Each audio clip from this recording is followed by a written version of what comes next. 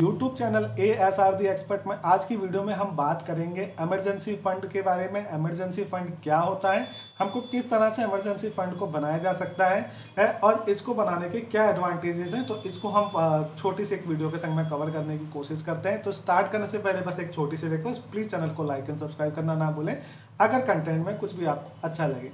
अब सीधी पॉइंट में आते हैं, इमरजेंसी फंड क्या होता है। मेरे पास में एक रिसेंट में एक क्वेश्चन आया था, तो मैंने उसको आंसर करने की जगह सोचा एक प्रॉपर वीडियो होनी चाहिए, इसीलिए इस वीडियो को लेके आए हैं।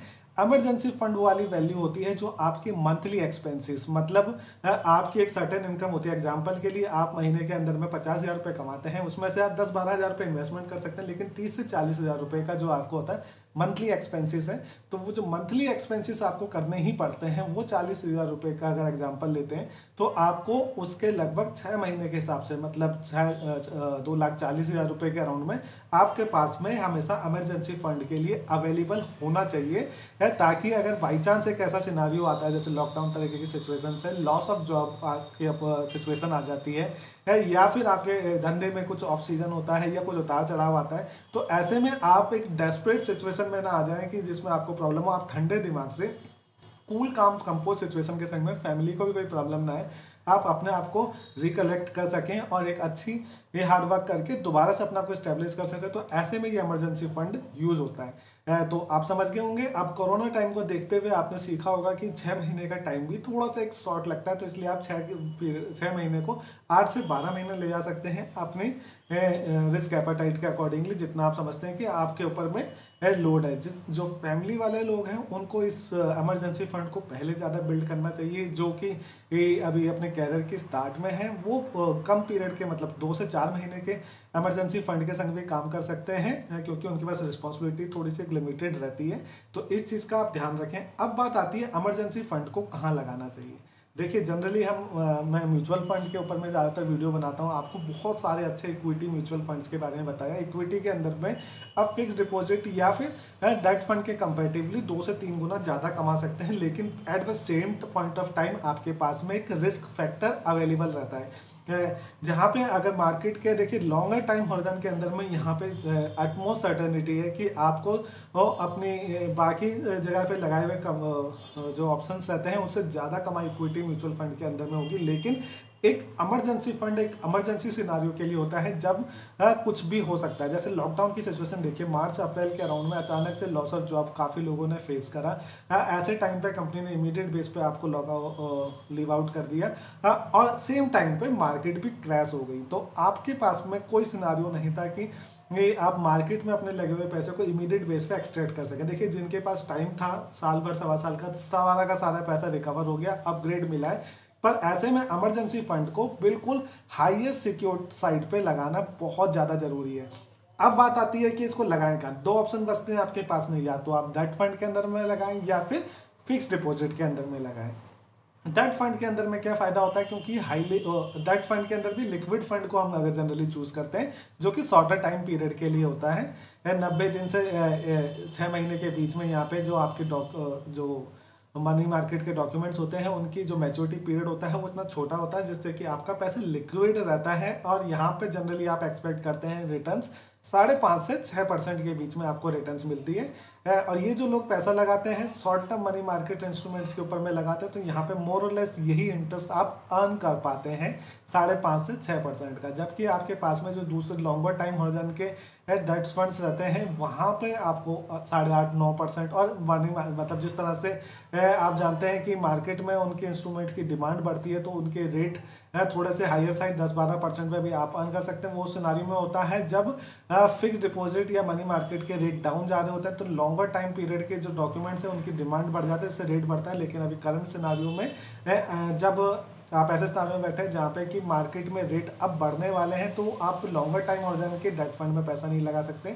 तो पॉइंट को कट शॉर्ट करते हुए आपको बताऊं कि आपको जो अपना पैसा लगाना है वो लगाना है फिक्स डिपॉजिट के अंदर। जो मेरा एक सजेशन है, आपको इमरजेंसी फंड को अगर यूटिलाइज करना चाहते हैं तो तो आप उसको यूज करेंगे फिक्स डिपॉजिट के अंदर में। अब देखिए हम जब फिक्स डिपॉजिट को लिक्विड फंड के साथ में कंपेयर करते हैं तो विज आप देखेंगे दोनों में मोर और less same amount of returns आपको मिल रही है। 5.5-6% की रिटर्न आपको लिक्विड फंड के अंदर भी मिल जाती है और सेम रिटर्न्स आपको फिक्स डिपॉजिट के अंदर भी मिल जाती है। लेकिन सिक्योरिटी साइड में देखेंगे तो fix deposit ultimate security provide करता है।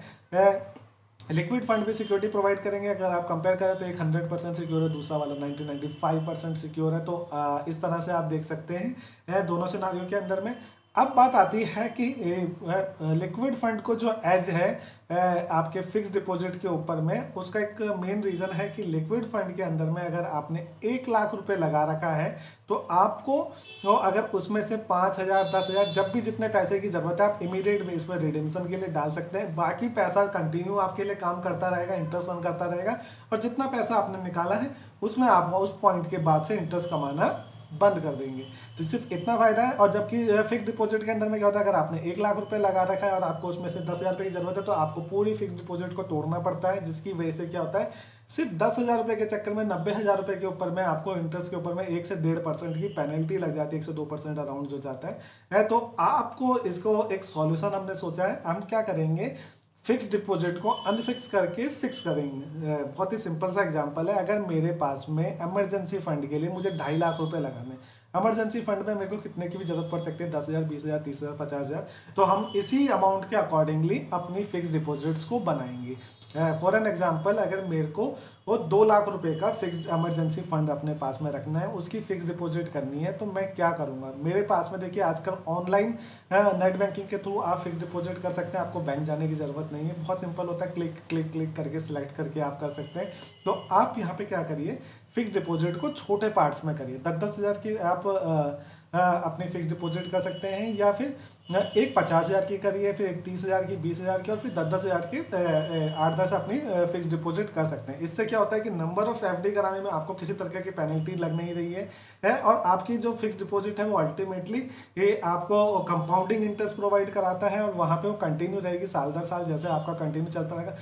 खुदा ना खास्ता या मतलब जब भी आपको इमरजेंसी में सिर्फ 10,000 रुपये किसी वेकेशन पे ही जाना है या किसी वजह से 10,000 या 20,000 की जरूरत है, आप एक छोटी सी एफडी को तोड़ सकते हैं और उसको एंजॉय कर सकते हैं। इस पॉइंट ऑफ टाइम पर आपकी बाकी एफडी एज यूजुअल काम करती रहेगी। तो हम लिक्विड फंड का बेनिफिट फिक्स डिपॉजिट के संग पा सकते हैं, सेम इंटरेस्ट अर्न कर सकते हैं 5.5-6%। और जब ये कंपाउंडेड होने लग जाएगा over the period of time, क्योंकि अब देखेंगे आने वाले टाइम के लिए इंटरेस्ट रेट अब बढ़ेगा। अगर आप देखें मिस्टर शांतिकांत दास जो हमारे आरबीआई के गवर्नर है, वो कह रहे हैं कि मार्केट में आपने काफ़ी लिक्विडिटी डाली है, अब इसके बाद अब थोड़ा सा कंट्रोल करने का भी एक सिनेरियो आना चाहिए, क्योंकि स्टॉक मार्केट को अगर आप देखें जिस तरह से इनके पास फंडिंग आई है तो वो ज़्यादा तेज भाग रही है अपने देश की जीडीपी के कंपेरेटिवली। तो आपको ऐसे टाइम पर फिक्स डिपॉजिट पे फोकस करें, फिक्स डिपॉजिट सिर्फ साल भर वाली करें, लंबे टाइम होरिजन के लिए करंट अमाउंट को ब्लॉक ना करें। एग्जाम्पल के लिए मैं जैसे बताऊं कि आज एक एफडी हो रही है, 3 साल का टाइम पीरियड में मिलता है, 5 साल आपको ऑप्शन सिलेक्ट करने के लिए मिलता है। आप इसके अंदर साल भर का टाइम पीरियड लिखें जिसमें कि एक अच्छा रेट ऑफ इंटरेस्ट मिल जाता है, छोटी अमाउंटों के संग में आप एफडी को करें और ये आपके लिए बहुत अच्छा आपका इमरजेंसी फंड बन सकता है, अच्छी सिक्योरिटी प्रोवाइड करेगा और इसके ऊपर का जो भी पैसा है हम उसको कंटिन्यूस लेवल पे इन्वेस्ट करते रहेंगे। उम्मीद करता हूँ आज की वीडियो अगर आपको यूजफुल लगी हो तो प्लीज़ चैनल को लाइक एंड सब्सक्राइब करना ना भूलें। Thank you very much.